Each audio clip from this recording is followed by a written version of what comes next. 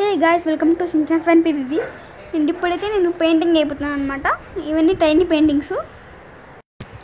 ఇవి నేను చిన్నగా ఫాస్ట్గా గీసేసిండేది షార్ట్స్ మాదిరి అప్పుడు చేశాను.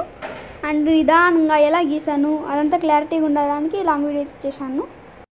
అండ్ ఇప్పుడైతే ఈ వెహికల్కి మనము ఆరెంజ్ కలర్ గ్లాస్ మాదిరి అయితే కొట్టేసాము. నెక్స్ట్ ముందర లైట్స్ దగ్గర వచ్చేసి ఎల్లో కలర్ కొడుతున్నాను. అండ్ విండోస్కి కూడా అదే కలర్ కొడుతున్నాను, లుక్స్ బాగుండడానికి అట్లా కొట్టేసాను.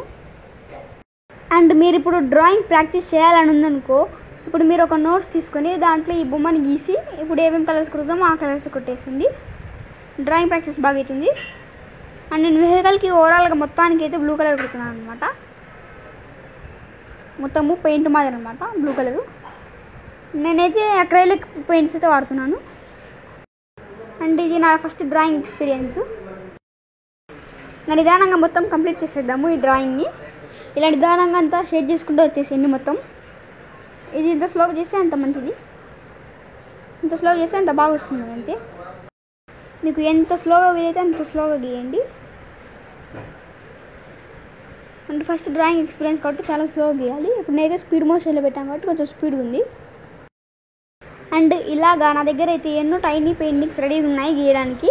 అండ్ అవి నెక్స్ట్ వీడియోస్లో అయితే నేను చూపించబోతున్నాను. నిదానంగా షార్ట్స్ అట్లా లాంగ్ వీడియో ఇట్లా అప్లోడ్ చేసుకుంటూ వస్తాను.